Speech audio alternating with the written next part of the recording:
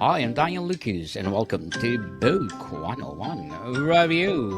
Book 101 is all about the books that I read for the last 40 years. And today I have my special guest. He is executive coach, empowering founders in business and in life. No other than Mr. Andrew Pauls. Great to be with you, Daniel. Thank you for that great introduction. Welcome to Book 101, Mr. Andrew. And can you please introduce more about yourself? Yes, so I live in Austin, Texas, and I'm an executive coach, especially for first-time founders, men and women who are running their first company. And I have been a professional coach for over 22 years. I've worked with over 10,000 people globally, both on the personal side of relationship coaching, health, mindset, and mental health, as well as executive coaching in the domains of business growth, development, strategic planning, sales, et cetera, et cetera. And so what makes my practice a little bit different, Daniel, is that I understand that a founder's development and their business growth are like a flywheel. And if either one of them stops, then the other one stops as well. And so the focus of my practice is the whole person, the whole founder, not just the business person, but the person who also shows up at home and parents their children and is in a relationship with their spouse or their partner.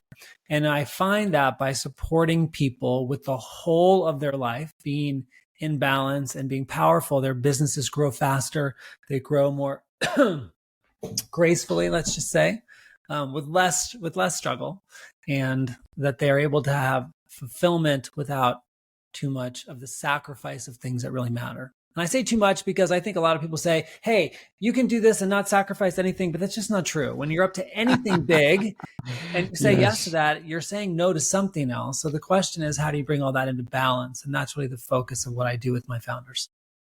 Indeed, you always sacrifice something for success. Mr. Andrew Pauls, thank you so much for sharing your knowledge and wisdom with the world. So let's talk about your upcoming book, Over the Gate. Can you tell us about this? Yeah, so in 2021, in December, as I do every year, I was looking at what kind of theme I wanted to come up with for my year. And what I came up with for the year of 2022 as a theme for the year was accomplishing something deeply meaningful and seemingly impossible. And so I wanted to use the year to try to push myself to go beyond some of the places in my own life, personally and professionally, where I felt limited, where I could see other people doing things that I really respected, but that when I looked at them, for whatever reason, I thought, I could just never do that. And I wanted to really push myself past those limiting beliefs I had about myself. So I created this theme for the year. And I was reading a book at the time, which I highly recommend for your listeners, called Born to Run by Christopher McDougall. Are you familiar with that book, Daniel? No, not yet. But for sure, if you will recommend it, I will read it. Fantastic. It's a great read. But in that book, there's a story inside the story about a city in the United States called Leadville, Colorado. And it's a city that was dying when its primary industry died. And then someone brought it back to life by creating a 104-mile-long foot race up in the Colorado Rocky Mountains. So they're over 10,000 feet of elevation. That's over 3,400 meters of elevation at the starting line. So I read this book and I was fascinated. And my wife and I sat down one night in January to watch what we thought was a documentary about this foot race. And as we sat down and watched it, it turned out it wasn't about a foot race. As luck would have it, it was about a mountain biking race on the same course. And I had just started mountain biking for fun, but not for fitness. And as I watched these men and women ride their mountain bikes in the Rocky Mountains for over 104 miles, I said out loud to my wife, I was like, that is crazy. I could never do something like that.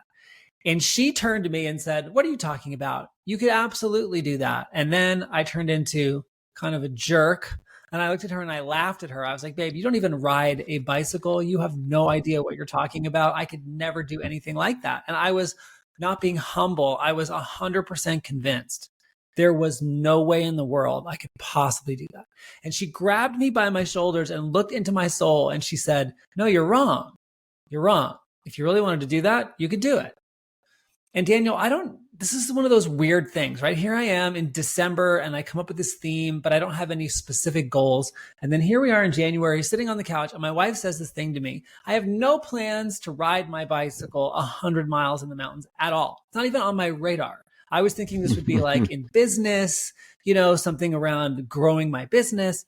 And all of a sudden my heart started to race and I started sweating and I'm sitting there on the couch like, what is happening to me?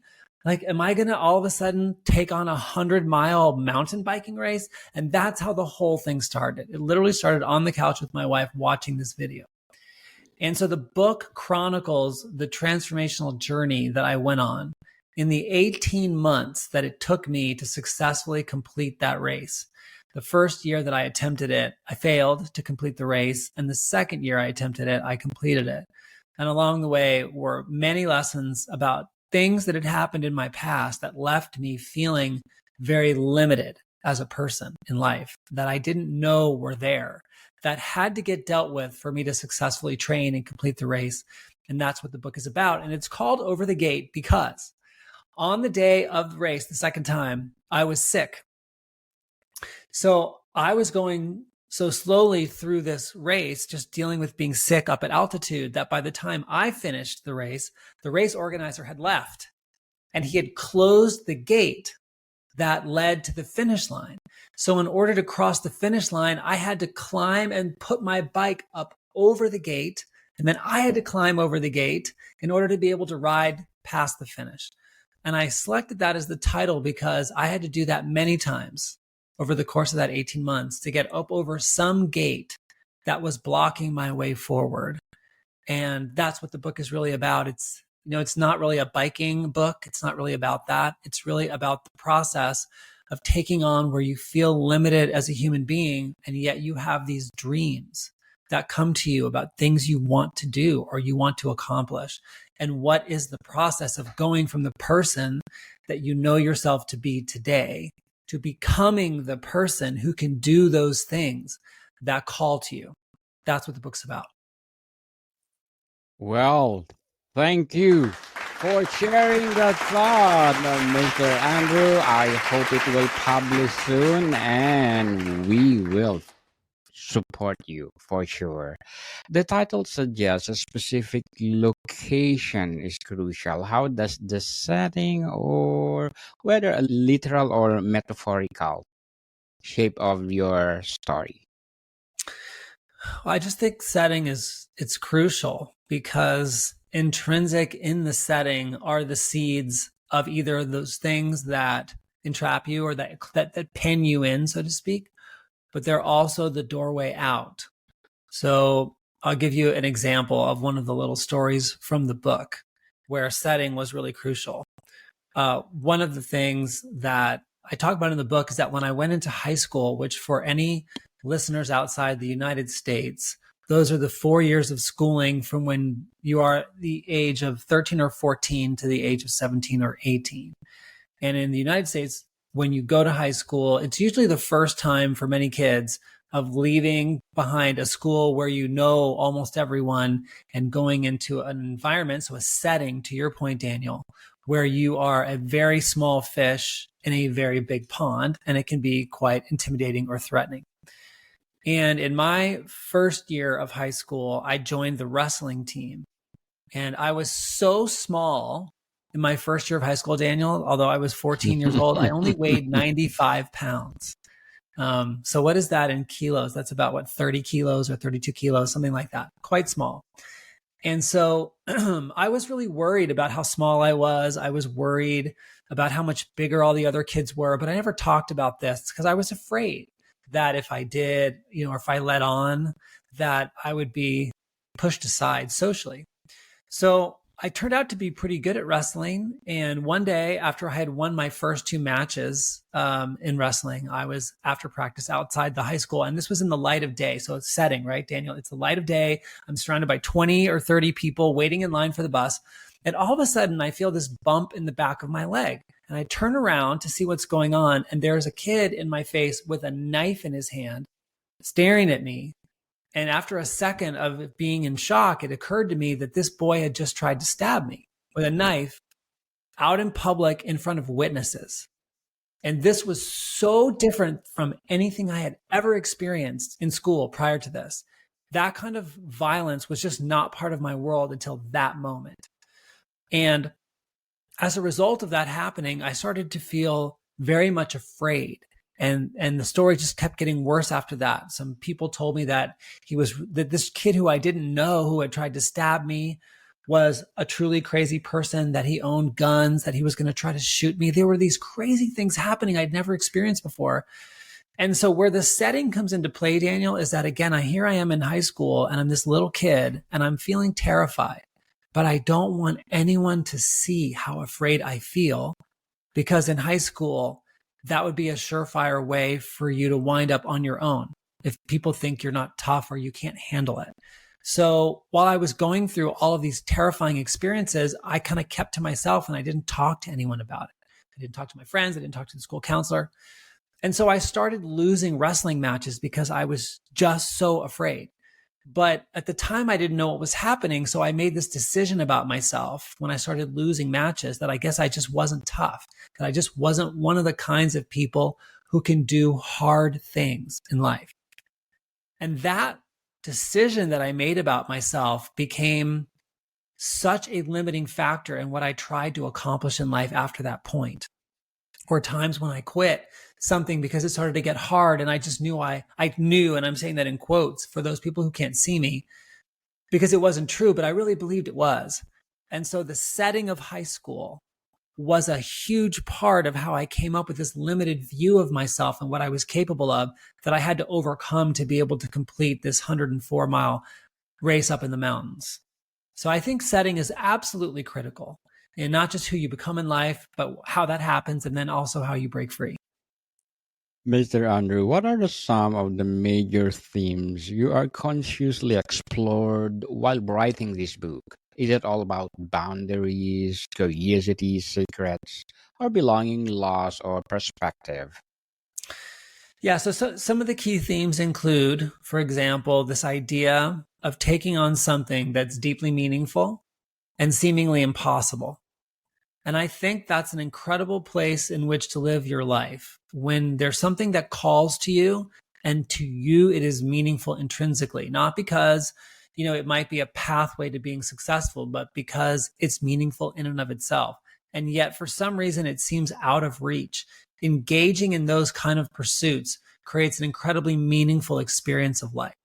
That's one of the main themes. Another theme of my book is about what I call a pit crew. And I use this term pit crew because, in Formula One racing and car racing, when they have to pull in and get their tires changed and whatever they need to have happen, they call that group of people who do all that for you your pit crew.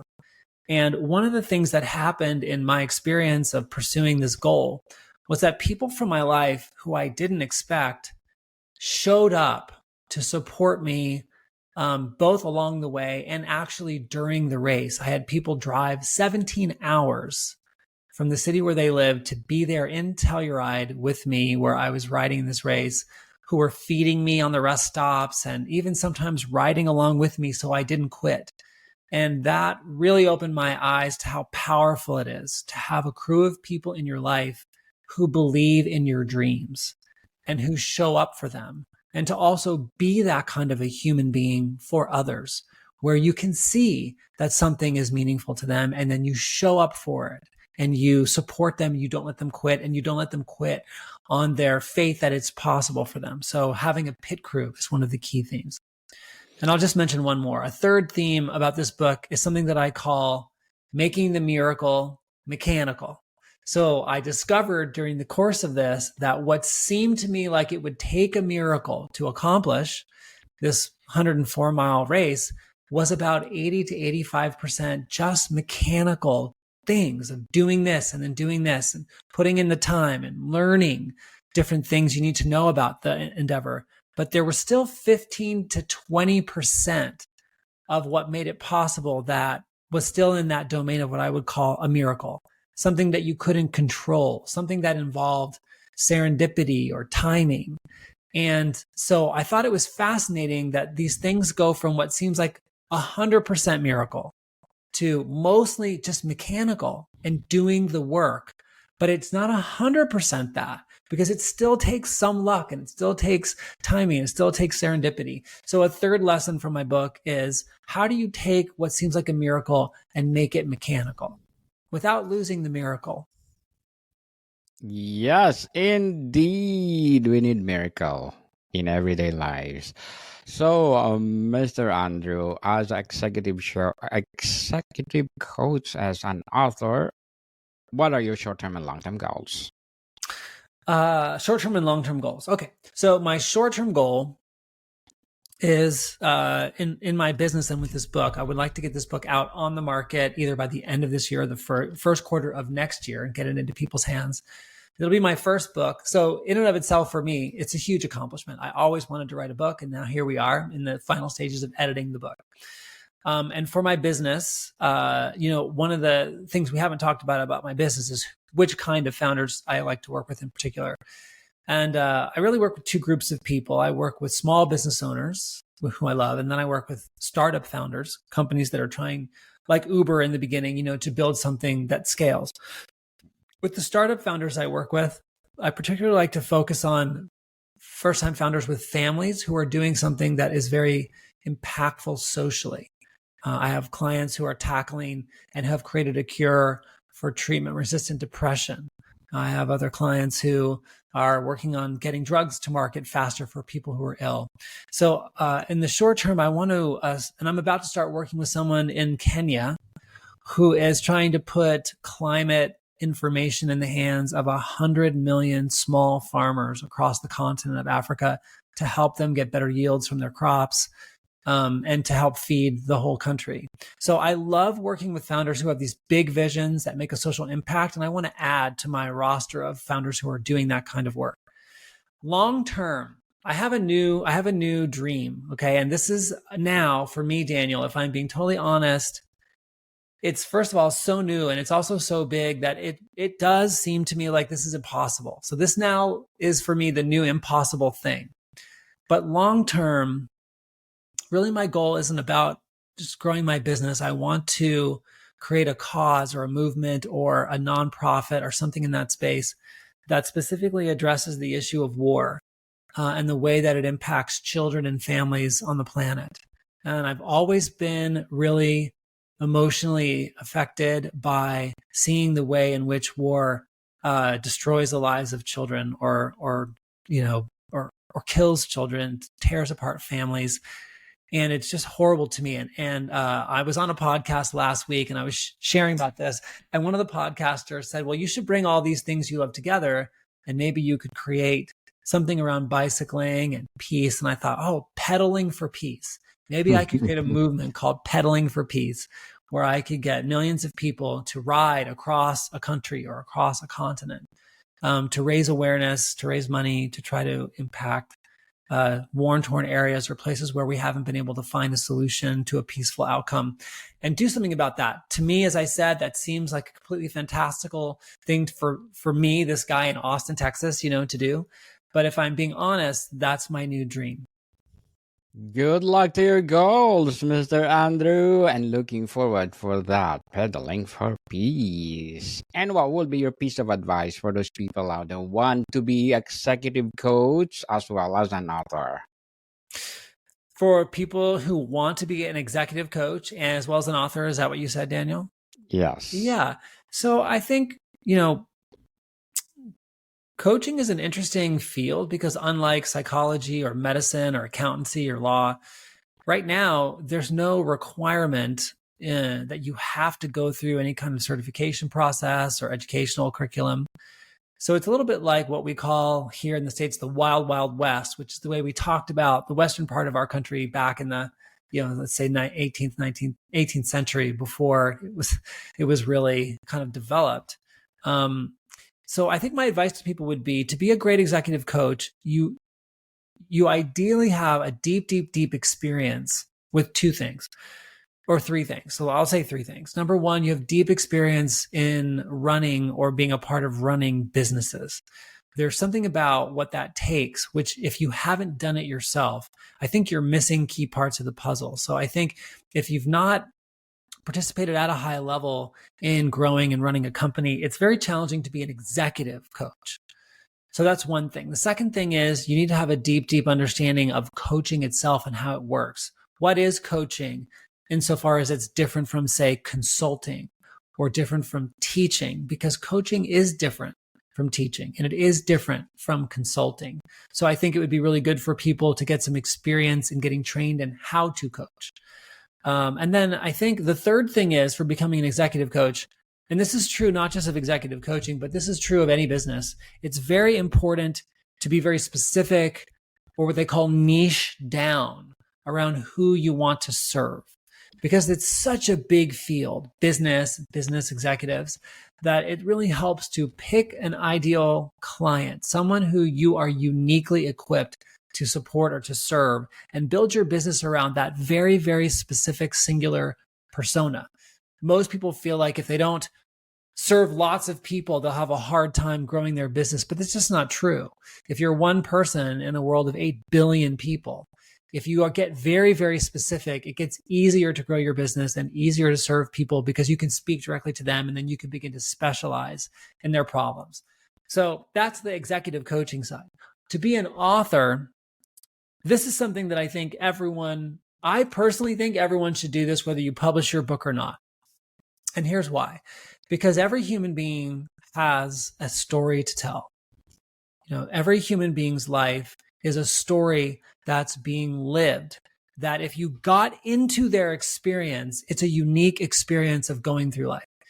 And so I feel like what I learned from writing this first book is that you don't even understand the meaningfulness of your own life and your own story until you've attempted to write it. And even if you're writing a piece of fiction, I still feel like you're going to draw from your own experience, your own life, in such a way that you will come to learn something about yourself that I don't think you can learn any other way. And I say this as someone who has spent many hours being coached, uncovering limiting beliefs, dealing with places in life where I have done things that I regretted, and cleaning up messes, and going through counseling in a number of different modalities. So I've spent a lot of time developing myself, and none of those experiences gave me what writing this first book gave me in terms of my own understanding of the story that I'm living. So I cannot encourage you enough. If you're listening to this and you haven't yet started writing your first book, go do it. Whether it's a memoir or it's a how-to book or it's fiction, it'll change you as a person because it will teach you something about who you are. So all it really takes to write a book is to start, and then don't stop until it's done. Now, to write a good book takes a lot more than that, but to write a book, that's all it takes, and anyone can do that. So I can't encourage your listeners enough. Please go do that if you haven't done it. We'll get off this call, Yes. write an outline, come up with ideas, just get started, and then don't stop. Yes, people, stop procrastinating. If you have the passion to write, and share to the world. And before we wrap up our discussion today, Mr. Andrew, I'm inviting you to please do listen to my other podcast, people, because my abstract essay is already in 5th season, abstract poetry in 2nd season, and of course, my book 101 review in 5th season, comedy 101 in 2nd season, and my food 101 in its 5th season too. Geography 101 in 4th season, and my baby podcast, Law 101 and Mental Health 101. Love Letters in 3rd season, and Movie 101 review and Music 101 in its 4th season, and Science 101 and Sex 101 in its 1st season. Please listen to them. Amazing. Thank you. Please So impressed. listen to them wherever you listen your podcast. And Mr. Andrew, if you could personally hand over the gate to someone with one sentence, urging them to read it, what would that sentence be? Urging them to read my book, Daniel? Yes. Okay, thank you. Sorry, I missed something. One sentence. This is a great challenge. It would be, if you have a dream that you're not acting on because you don't think it'll amount to something meaningful, you need to read this book because you're wrong. Mhm. Very well said, Mr. Andrew, and we are looking forward for your upcoming book, Over the Gate. And thank you so much for sharing to the world. And can you please invite our listeners to support your upcoming book as well as your business itself? Yes. So I would love for you to support my upcoming book and my business. The best way to connect with me is through my website, www.andrewpoles.com. On my website, you can get lots of free resources and you can sign up for my newsletter. You can also connect with me on LinkedIn, where I'm on LinkedIn/in/Andrew Poles. And I also have a LinkedIn newsletter you can subscribe to where you'll get information and updates about the book.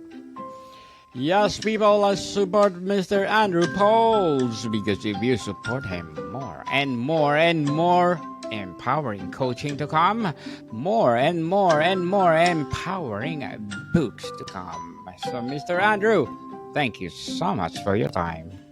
Thank you, Daniel. It's been such a pleasure to be with you. You're a great host, and I am so impressed with your library of podcasts. Oh my gosh. Thank you so much. More to come, people. See you soon.